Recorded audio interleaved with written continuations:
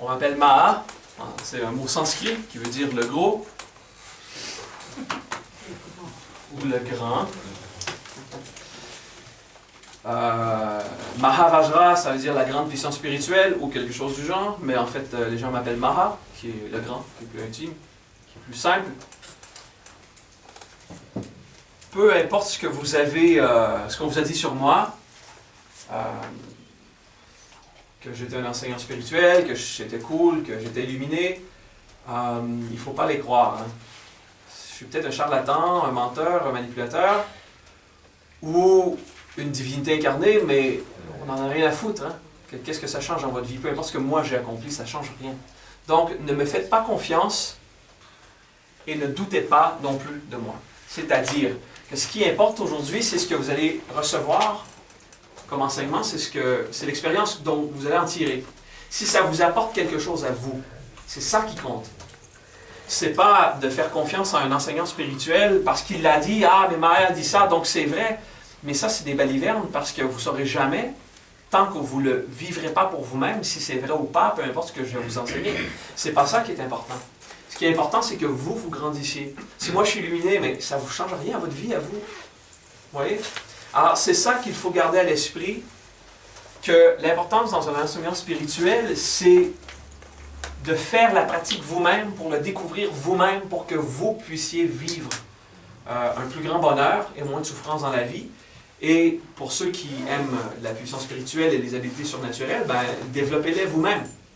Faites ce qu'il faut, on va vous enseigner. Et peu importe ce qu'on veut accomplir en spiritualité, que ce soit le bonheur, le pouvoir de guérison, la clairvoyance, regarder à travers les vêtements des gens. Je ne sais pas pourquoi vous voudriez être clairvoyant, mais ça c'est une application. Ça n'arrive pas tant qu'on a le goût de le faire, hein. Ça ne marche pas. Parce que ça veut dire qu'on est soumis à notre désir, donc que l'animal est plus fort, donc on n'a pas la clairvoyance. Ceci étant dit, c'était une petite farce d'éliminer. Alors, ce qui importe aujourd'hui, c'est ce que vous allez tirer de l'enseignement. Okay? Pour avancer spirituellement, il faut faire une forme de croissance personnelle. Il faut également avoir un esprit libre. Et cette croissance personnelle doit être faite avec un esprit libre. Alors, je résume ce que je veux dire par là. Si votre esprit appartient à quelqu'un d'autre, à un groupe, à une société, à une personne, si vous vous prosternez en adoration devant un gourou, vous n'atteindrez pas le bonheur que vous cherchez, ou l'illumination, ou peu importe ce que vous cherchez à acquérir à travers votre expérience spirituelle. Ça n'arrivera pas.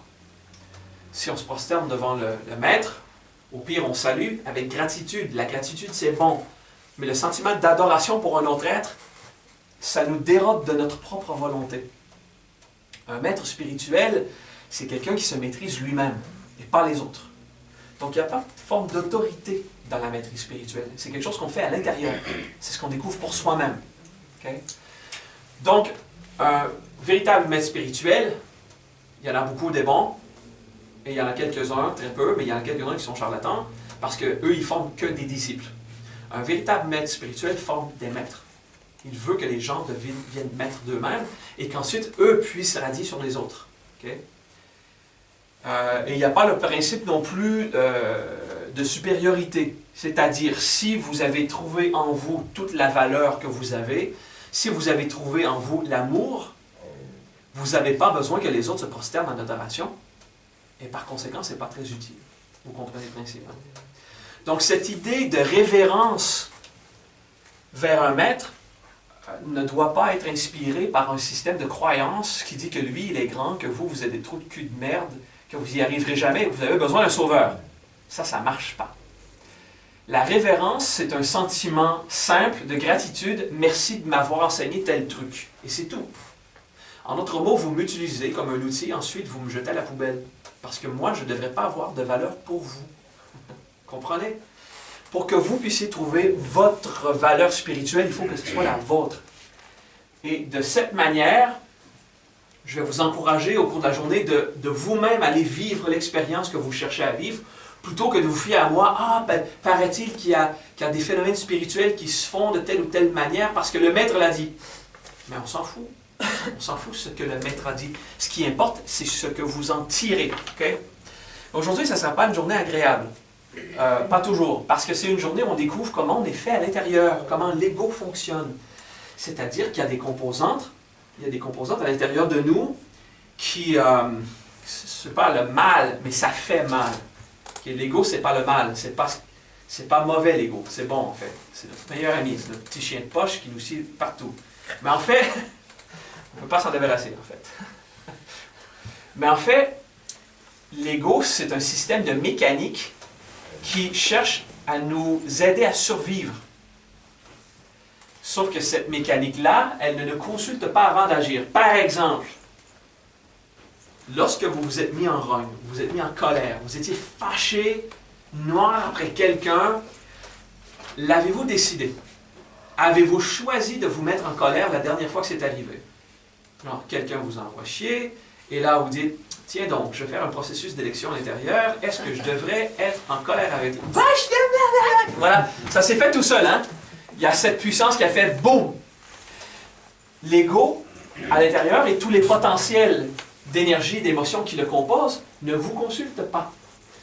S'il y a quelqu'un qui correspond à vos préférences qui passe, vous allez ressentir du désir. Il y a une force à l'intérieur qui va vous pousser à agir, si vous osez ou pas, ou si vous êtes disponible ou pas, ou peu importe dans quelle situation. Il faut avouer que des désirs, on en a. Ça arrive. Hein? Donc, quelqu'un qu'on trouve joli, qu'on trouve attirant, qu'il soit physiquement ou toute autre façon, qui passe tout près, il y a cette force qui pousse. Donc, on n'est pas libre. Ce n'est pas un choix qu'on a fait. Je reviens au choix du dessert d'hier. Vous pensez avoir le libre arbitre parce qu'on vous offre un dessert, bon, la tarte au chocolat ou le gâteau aux fraises. Et là, vous dites, je suis libre, j'ai la libre arbitre, je vais pour le chocolat parce que c'est ce que je préfère. Mais en fait, vous n'êtes pas libre parce qu'il y a une force en vous qui vous disait, mais c'est ça que tu veux manger, allez, prends-le. Et il y a une autre chose, non, mais la fraise, j'aime pas beaucoup parce que, bon, rien à foutre. Parce que ce qu'on pense être nos choix, en fait, ce sont les conditionnements de nos préférences. Ce sont des potentiels émotionnels qui sont développés en nous au fil des ans, à mesure qu'on grandissait. Et si à chaque fois que vous avez pris du chocolat, il y avait des querelles et de la colère, ben, vous aimez le chocolat de moins en moins. Et si à chaque fois qu'il y avait du gâteau à la fraise ou quelque chose avec des fraises, vous avez reçu des cadeaux, des bénédictions, des compliments, et là, vous aimez ça de plus en plus. C'est tout simplement parce que le subconscient ne sépare pas chaque aspect de l'expérience, il les prend comme un tout. Donc, gâteau à la fraise, maman est là pour s'occuper de moi, mon père est heureux, plus ça va, plus toutes les composantes de l'événement sont nourries de manière favorable. Donc, ce potentiel augmente pour préférer la fraise, par exemple. Okay? Et s'il y avait une sorte de musique qui jouait, vous préférez cette musique-là aussi. Ça n'a aucun rapport avec si la mère vous aimait, si le père n'était pas fâché, tout ça. Et là, votre meilleur ami, pendant que vous mangez du chocolat, il y a une autre sorte de musique qui joue, du métal par exemple, et là, votre meilleur ami vous annonce qu'il sort avec votre copine, par exemple. Ou qu'il a dépensé votre argent de la semaine. Ou des trucs comme ça. C'est cette musique-là que vous aimez moins, c'est le chocolat que vous aimez moins, c'est l'ami comme tel que vous aimez moins, mais c'est l'expérience émotionnelle qui va aller teinter toutes les composantes de l'expérience en tout. Okay? C'est comme ça qu'une préférence est née et qu'elle est nourrie. Alors on dit, j'ai le libre arbitre, j'ai le libre choix, je peux prendre le dessert que je veux. Oui, mais en fait tu ne l'as pas choisi, c'est pas ça le libre arbitre. Hein? Le travail que vous avez, vous croyez l'avoir choisi? En fait, c'est une question d'options. Quelles options étaient disponibles? Et en fonction des options, qu'est-ce qui vous a poussé à aller là ou là? Donc, est-ce que vous êtes vraiment libre d'avoir choisi votre conjoint? L'avez-vous vraiment choisi? Alors, pourquoi tu m'aimes? Pourquoi tu m'aimes, chérie? Est-ce que c'est parce que si ou parce que ça? Je dis non, c'est parce que tu étais la seule. Je n'avais pas d'autre option. Il faut être honnête. Je dis ça comme ça, là, pour exagérer un peu. Mais des fois, on dit « je t'aime parce que », et là c'est fini, c'est de la merde, c'est de l'ego ça. Je t'aime, c'est tout. Bon, il faut faire avec, c'est ça que je vis. Et le principe de choix, en fait, c'était toutes nos préférences qui nous modulaient pour aller là ou là. Alors, on a du libre arbitre, mais lorsqu'on fait un choix, ce n'est pas l'application du libre arbitre. Ça, c'est obéir aux forces naturelles, qui sont déjà en nous. Okay? Le libre arbitre, c'est la capacité d'aller à l'intérieur et réorienter ses potentiels. pour qu'il nous pousse dans la direction qu'on veut aller. C'est ça le libre arbitre. C'est ça la capacité de choisir, le pouvoir spirituel. C'est ça. C'est le fait d'être libre des forces qui nous poussent en nous à faire des trucs sans nous consulter. Et plus on se libère de ces forces, plus on gagne en pouvoir spirituel. Et ce qui est le plus important, c'est lorsqu'il y aura une colère en nous qui jaillira, on restera calme, on dira « Ah tiens, j'ai de la colère là. » C'est tout. On ne sera pas soumis ou esclave de cette force pour nous mettre en colère et pour agir dessus. Soit la refouler, ce qui fait mal, soit l'exprimer, ce qui fait mal. Mais là on me dit « Maha, il ne faut pas exprimer la colère, et il ne faut pas la refouler. » Mais qu'est-ce qu'on fait? Ben, il faut simplement l'éliminer, ne pas l'avoir. Du tout, dès le début. Et ça, c'est tout un travail, hein? Ça ne se fait pas comme ça, on ne le décide pas, ça.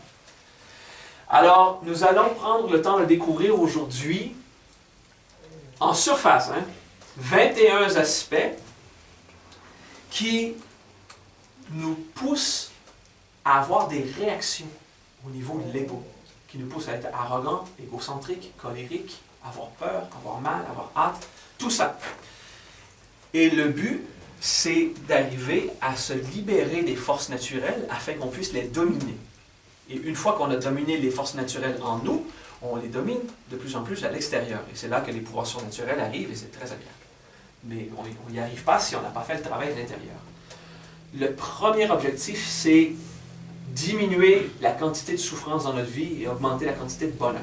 Donc, souffrir moins jusqu'à ce qu'il n'y ait plus de souffrance, avoir plus de bonheur jusqu'à ce que ce soit un mode de vie. Et ça, c'est génial. Oui? Oui, j'ai besoin d'une précision. Tu parles ici de se libérer de nos forces naturelles. C'est celles qui nous poussent à faire nos choix conditionnés? Oui, c'est ça. Et alors, dans les mantras, les puissances naturelles, les distinctions, tout ça? Il y a beaucoup de puissances naturelles. On veut les utiliser, ces puissances naturelles. On ne veut pas les éliminer. C'est comme ceux qui disent qu'il faut éliminer le mental. Les gens dans beaucoup de traditions bouddhistes disent qu'il faut taire le mental, il faut l'éliminer, il faut se débarrasser de l'ego. Ça, c'est des conneries à mon avis. Parce que c'est merveilleux d'avoir un ego, c'est merveilleux d'avoir un mental et de l'utiliser. Le but, c'est de ne pas en être l'esclave. Donc, on veut avoir des forces naturelles. On veut en avoir un maximum et qu'elles nous obéissent. Donc, on a du pouvoir. Et le vrai pouvoir, c'est l'amour. C'est pas la capacité d'appliquer de la force sur quelqu'un. Ça, c'est violent, par exemple. Okay? À moins qu'ils ont vraiment besoin qu'on leur applique de la force, qu'ils demandent, genre, j'ai mal là, veux-tu pousser s'il vous plaît? Bon, ça, c'est une autre histoire. Parce que, voilà, on va utiliser des mots pour dire ci, pour dire ça, et les mots deviennent complexes parce que les mots ont différentes définitions dépendamment du contexte. Alors là, ça peut être très confus. Hein. Mais c'est toujours bon de poser une question si on a la confusion, parce que ça permettra d'ajouter des précisions. Les forces naturelles, elles sont merveilleuses, mais on en souffre si on y est esclave. Okay? Quand je dis il faut se libérer des forces naturelles, le mental, avant d'avoir l'explication, se disait, bon, c'est bon, on va les éliminer. Ah non, pas du tout, on va s'en libérer. C'est ça que j'ai dit. Mais en fait, on va aller plus loin souvent pour interpréter qu'est-ce que les paroles voulaient dire. Parce que le dialogue lui-même ne suffira pas. Seulement parler comme ça ne suffira pas. Il va falloir que vous viviez des expériences, et je vais vous guider dans ces expériences, pour que vous puissiez vous libérer de ces forces par vous-même. Ça ne sera pas toujours agréable, mais il y a beaucoup de bonheur qui suit. Hein, et c'est ça qui va être le fun. J'avais pas pensé. OK. Alors, les 3 dénis. La peur, la honte et l'orgueil. Les 3 dénis, ce sont 3 systèmes de l'ego qui visent à nous faire nier quelque chose. Pour la honte, c'est normal. On vous dit quelque chose d'honteux. On dit non, non, non, ça va, ça va. Et là, on est pris avec cette charge émotionnelle. On a honte, on vient de nous dire quelque chose qui... On s'est fait prendre par surprise en train de se masturber, tout ça, ou on voulait embrasser quelqu'un qui ne voulait pas et on s'est fait rejeter. Là, on a eu honte de nous. Bon, la honte, c'est quelque chose qui vient nous pourrir la vie. On est d'accord avec ça? Parce qu'on cherche à découvrir la vie et on fait des tentatives, on essaie des trucs et on s'y prend mal parce que, voyez-vous, la vie, on ne nous enseigne pas à le faire. Hein? On n'a pas le manuel, on n'est pas né avec le guide. Voilà comment vivre. On passe la vie au complet et quand on meurt, ce qu'on gagne, c'est le manuel. C'est comme jouer à un jeu et les règles nous sont données à la fin du jeu. On peut les mettre au feu, les manger, peu importe ce qu'on veut, mais en fait, c'est pas utile. L'idée de la vie, c'est de la découvrir à mesure qu'on l'expérimente, ok? Qu'on la vit. Et la honte, évidemment, il y a la peur, la honte, l'orgueil, mais je commence par la honte parce qu'elle est plus facile à aborder. La honte, c'est une de ces forces qui nous incite à nous cacher à nous-mêmes autant qu'aux autres. Okay? Ça vise à nous faire nier l'expérience qu'on vit. Et ça nous bloque complètement dans notre progrès personnel. Okay? Alors, je vais vous supplier de ne pas croiser les bras. Okay? Parce que là, OK, il parle de la honte. Oui, je ressens les émotions, pas de problème. Et on serre les abdos et on ne veut pas vraiment aller ressentir ce qu'on fait. Le prochain segment, c'est 2 minutes désagréables. Okay? On va essayer de volontairement descendre dans une souffrance qu'on a à l'intérieur. On en a fait un peu hier, mais là, aujourd'hui, c'est le but de la journée. Quelquefois aujourd'hui, pas toujours, pas pour tous les masques, mais de temps à autre, on va aller descendre dans une souffrance. Et hier, on a parlé de la honte et on va le refaire encore. Okay? Je vous demande de vous souvenir une situation où vous avez eu honte dans votre vie. Et vous n'aurez pas à compter votre expérience à qui que ce soit. Nous ne sommes pas en thérapie de groupe, nous sommes en formation pour que vous deveniez autonome dans votre cheminement. Par conséquent, vous n'aurez pas à compter vos petits secrets à tout le monde. Donc, vous pouvez prendre des choses très croustillantes. Il faut juste venir me les dire à moi. Non, c'est pas vrai. Pas du tout. Je taquine. C'est personnel, ça. Okay? Alors, on respire dans l'abdomen. Si on se rappelle les 4 états de tout à l'heure, on respire, on est dans l'abdomen, on habite, on ressent et on observe. On est à l'intérieur de nous, on est bien concentré, bien assis dans notre centre émotif où on ressent les trucs. On peut ressentir des émotions de partout, dans la gorge, dans les jambes, partout. C'est rare, mais ça arrive. Mais concentrez-vous sur toute la partie de l'abdomen et du thorax. Okay? Et rejouez le film dans votre tête où vous avez eu honte. Rejouez-le. N'essayez pas de le guérir, de le comprendre, de justifier. On ne veut pas le réparer, on ne veut pas que ça change. On veut seulement aller réveiller cette émotion, cette expérience, et rester dedans. Ça prend un peu de courage et de détermination parce qu'on a honte de nous. Et on respire. Et souvent avec la honte, il y a une forme de culpabilité aussi. On ressent. Pas toujours, mais de temps à autre, une bonne respiration profonde, c'est bien.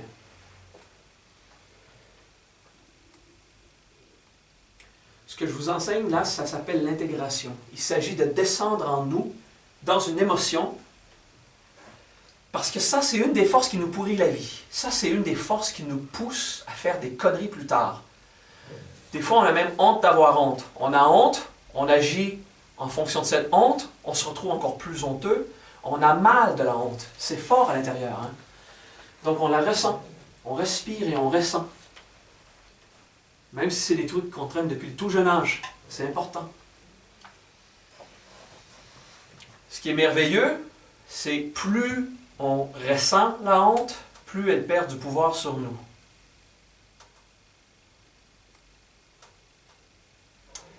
Il y a une forme de regret, hein, qui vient, une espèce de regret d'avoir agi de telle ou telle manière, d'avoir dit ça, d'avoir fait ça.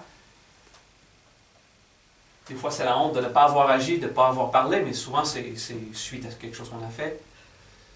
Et c'est très important de ressentir cette honte et d'avoir un regret honnête. C'est comme ça qu'on démarre une intégration efficace. On en fait une contemplation. Et de temps à autre, on respire profond dans l'abdomen parce que ça aide à soulager, à détendre les muscles de l'abdomen qui veulent se tendre lorsqu'on fait l'intégration.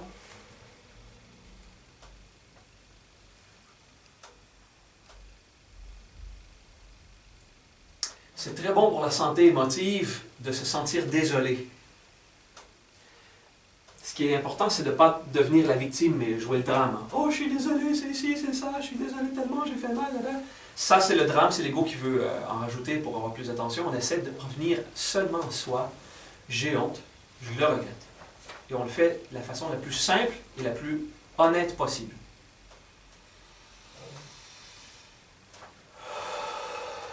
Voilà.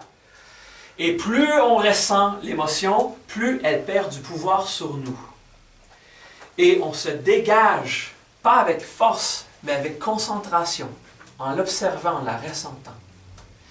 Le pardon va naturellement se faire, tranquillement. C'est pas brusqué, hein? Mais il y a quelque chose qui se passe à l'intérieur, c'est le pardon. C'est même pas une action qu'on fait. C'est pas « je me pardonne », c'est pas ça du tout. Il y a le pardon, ça arrive. C'est un phénomène qui se produit. Le pardon, c'est « ok, je l'ai fait ». Un remords honnête va mener à ce pardon qui va libérer ce potentiel en nous pour qu'on puisse en être libre, qu'on puisse aller gagner en sagesse. Là, on accepte que cette expérience, cette action, ces paroles nous ont amené à de la honte, et là qu'on veut faire mieux dans la vie. Bon. Maintenant, peu importe combien d'émotions il vous reste, on va faire du refoulement conscient. On oublie ça, on passe à autre chose. On prend un grand respire. Okay. Et ça doit être une respiration vocale. Une respiration vocale, on fait « ah », il faut entendre au moins sa voix. Hein. Ceux qui le font, mais qui font « parce qu'ils ont trop honte », ben, vous aurez qu'à l'intégrer plus tard. Okay? Le but, c'est d'entendre sa propre voix. Okay? On le fait. Bordel de merde que ça soulage. Encore. Ouais. On prend un peu de temps. Une respiration normale, ça fait du bien. On en refait une troisième.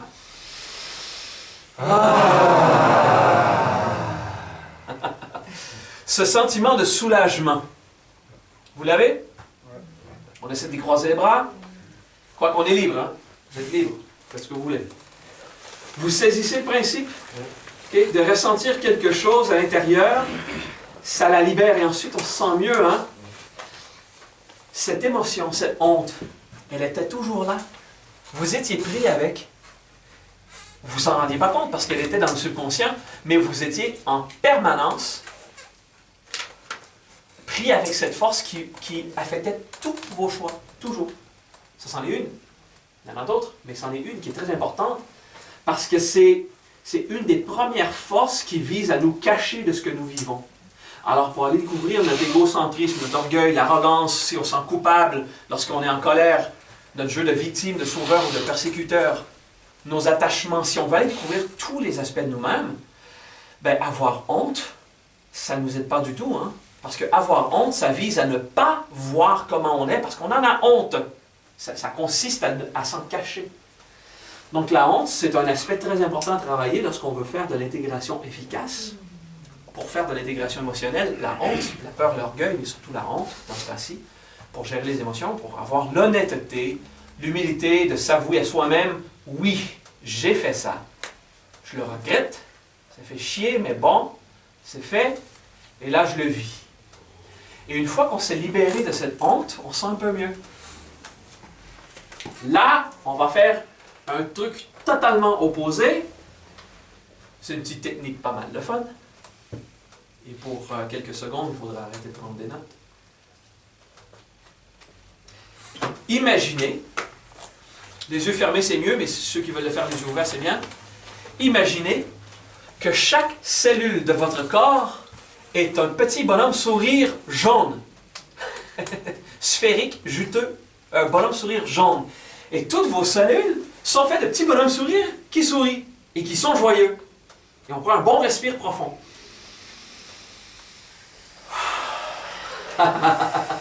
On se dit, ah mais il y a de la joie. Il y a de la joie partout. Les cellules sanguines, ce sont des bonhommes sourires qui se promènent partout dans votre corps. Votre cerveau, c'est des bonhommes sourires qui envoient de la joie partout, à travers les nerfs. Vos muscles, vos organes, c'est de la joie. Et on essaie d'en mettre un peu, on exagère, on veut être heureux. Alors on respire encore.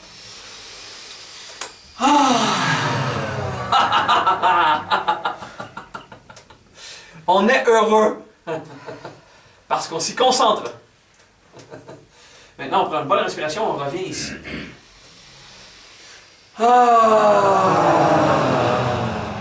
Alors ça fait du bien. Hein? Ça soulage. Hein? On aime ça? Oui. Ouais. Vous l'avez tous eu? Oui, dans le fond, c'est vrai. Ouais. Il y a encore de la honte, des fois, on est encore pris avec des trucs, mais On veut aller vers la joie. Qu'est-ce qu'on a fait là? En prenant le temps d'observer la honte, qui est une souffrance en nous. Peu importe ce qu'on a arrivé à transmuter ou à libérer, on a libéré de la conscience, qui redevenait du potentiel libre, donc de la puissance spirituelle totalement libre. Et on pouvait en faire ce qu'on voulait. Et là, ce qu'on a fait, c'est qu'on a mis plus de joie dans notre corps et dans notre vie, dans notre cœur aussi en même temps, dans notre tête, parce qu'on l'a visualisé. Et notre système hormonal a pu ajouter quelques endorphines, quelques hormones, quelques dopamines, sérotonine, peu importe. Et on a senti la joie. C'était évident, c'était beaucoup plus facile que essayer d'être heureux lorsqu'on est en peine d'amour ou quand on oublie les clés de sa voiture, des trucs comme ça. C'est après avoir libéré une émotion. Ah, il y en a qui se sentent concernés là, c'est bien. Après avoir libéré une émotion, comme la honte par exemple, dans ce cas-ci,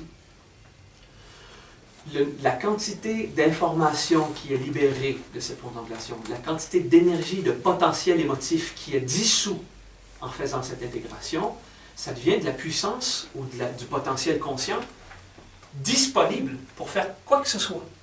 Donc, revenir vers la joie. Et on se sent bien, hein, ça fait du bien. On est heureux.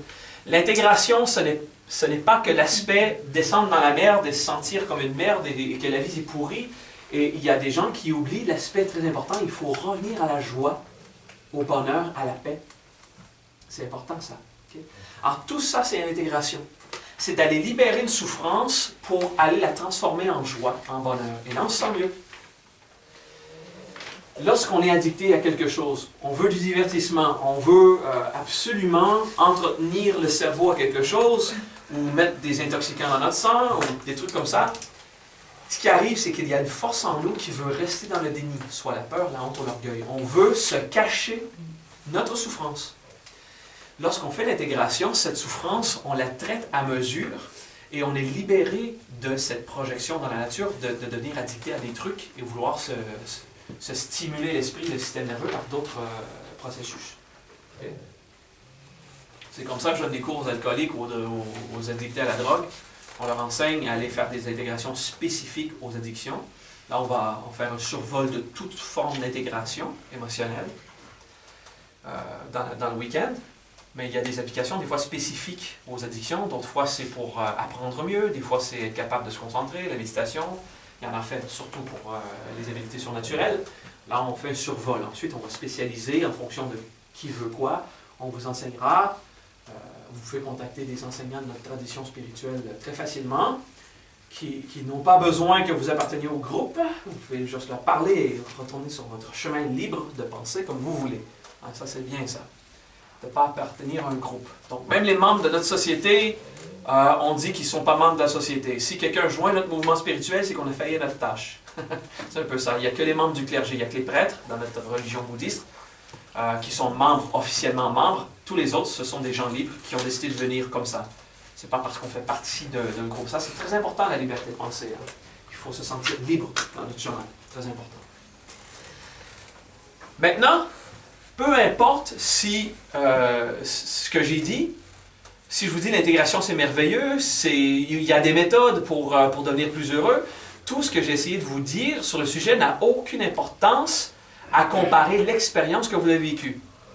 Ce que vous avez vécu comme expérience en faisant ce que je vous recommandais, aller sentir cela, aller sentir ceci, on visualise, on fait des respirations. En le faisant, vous avez vécu une expérience. Et là, ça vous a apporté.